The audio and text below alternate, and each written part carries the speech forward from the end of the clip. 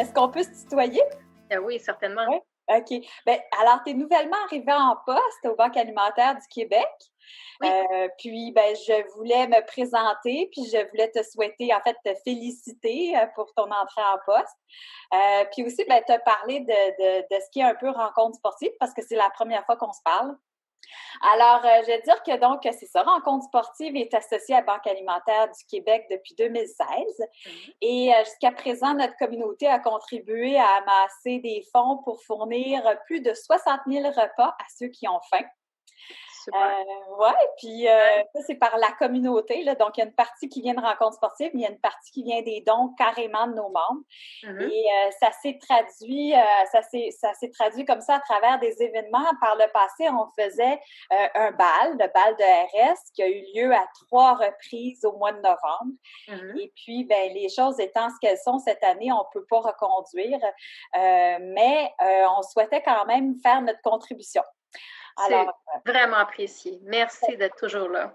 Ça fait vraiment plaisir, puis le lien il est tellement naturel entre Rencontre sportive puis Banque alimentaire du Québec du fait, premièrement, parce que ben je trouve que votre structure est vraiment très, on y croit, c'est une structure qui a fait ses preuves, qui est bien huilée, puis tu pourras nous en parler dans quelques instants, mais c'est aussi parce que le lien est tellement naturel avec Rencontre sportive, on est une communauté de gens qui bougeons, et puis ben évidemment qu'on peut pas bouger quand on a le ventre vide, n'est-ce pas?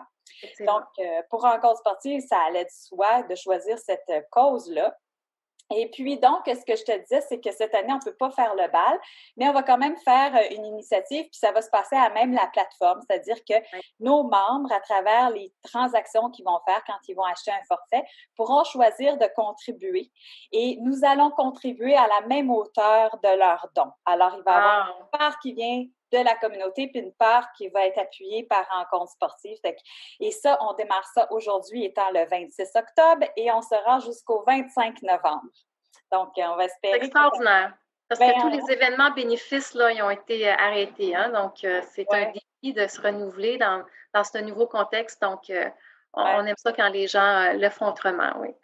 J'ai vu sur votre site web que, bon, avec la pandémie, il y avait une demande de 30 à 40 une recrudescence de la demande dans les régions, et ben, selon les régions. Et puis, aussi, il y avait une augmentation, par contre, de 74 au niveau des dons depuis le début de la pandémie. Donc, je pense, entre mars et juin.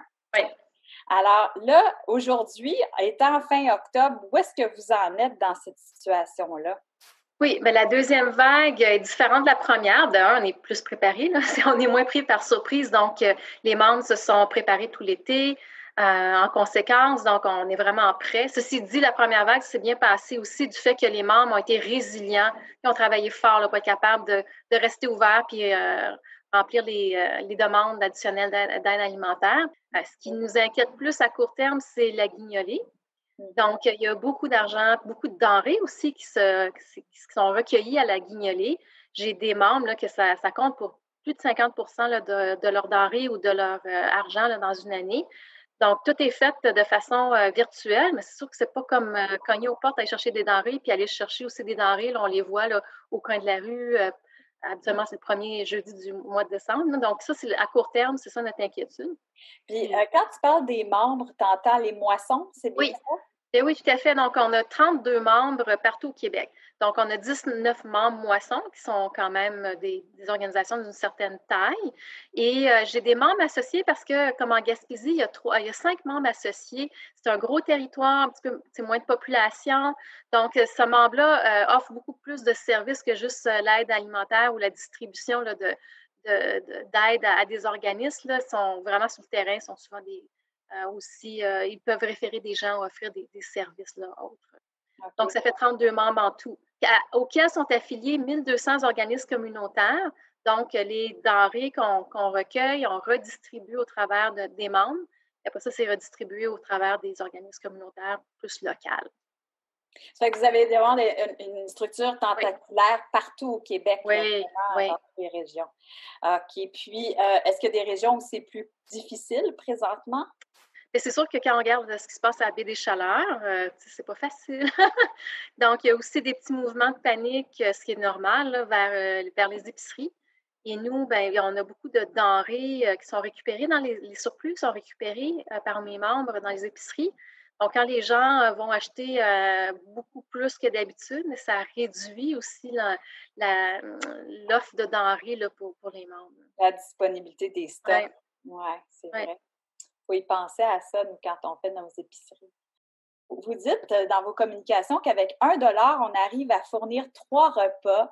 Bien, ça frappe l'imaginaire parce que, bon, avec la hausse constante du coût du panier d'épicerie, on a de la misère à imaginer que ça puisse être possible. Alors, ça s'articule comment, là, dans les grandes lignes, là, on ne rentrera pas dans le détail de votre logistique. Mais oui. Comme je disais tantôt, on essaie de ne pas acheter de denrées. Donc, les denrées, ils viennent de où? Bien, ils viennent, entre autres, de notre programme de récupération au supermarché. J'en parlais aussi tantôt. Oui. Il y a beaucoup de denrées qui sont générées par ce programme-là puis qui alimentent là, les banques alimentaires. On peut avoir la même chose au niveau de toute la chaîne agroalimentaire, que ce soit les producteurs, les transformateurs, donc des surplus partout dans la chaîne logistique aussi.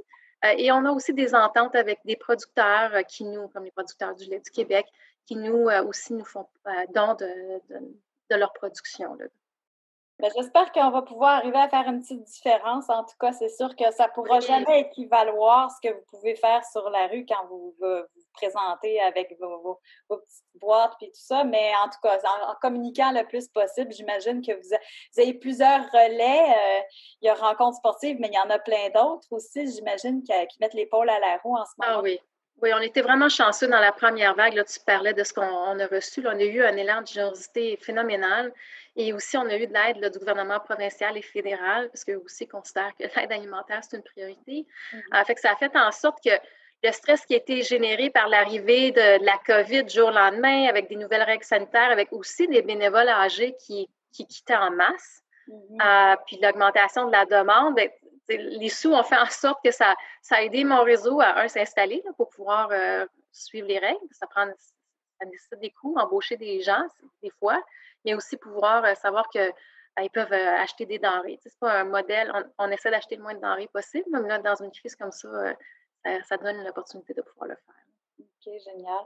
Et si on veut contribuer, si par exemple on se sent, on a de la disponibilité, on a l'âme bénévole, comment on peut apporter notre soutien? Oui, puis je vous encourage vraiment à le faire. C'est une belle expérience. Puis vraiment, toutes les mesures sanitaires sont mises en place. Donc, vous pouvez aller sur jebénévole.ca, mais vous pouvez aussi contacter directement la moisson de votre région en allant sur notre site banquealimentaire.org. Vous allez pouvoir identifier la banque alimentaire là, la plus près de chez vous. En tout cas, merci d'avoir pris quelques instants, Julie, pour qu'on puisse se présenter parce que je sentais que c'était important de faire connaissance. C'est d'abord, tu sais, on contribue, mais c'est bien de voir le visage des gens et de sentir l'organisation qui est derrière tout ça. Puis, bien contente de t'avoir parlé ce soir. Merci beaucoup. Bien, moi aussi, je suis contente d'avoir fait ta connaissance et puis contente de voir que vous continuez aussi votre appui à Banque alimentaire Québec là, dans le contexte qu'on connaît. Et je vous dirais là, je parlais du court terme, on est vraiment aussi inquiet parce que la personne qui perd sa job aujourd'hui, elle ne trouvera pas une job demain. Hein, ça risque de prendre 2-3 ans là, avec le ralentissement économique. Donc, on va appuyer ces gens-là pendant un bon bout de temps. Bien, bravo, bonne continuation, puis on se redonne des nouvelles bientôt. J'espère avoir de belles nouvelles à vous annoncer à la fin du mois. Ah, on se le souhaite aussi. Bonne soirée, Julie. Merci. Merci. Bye.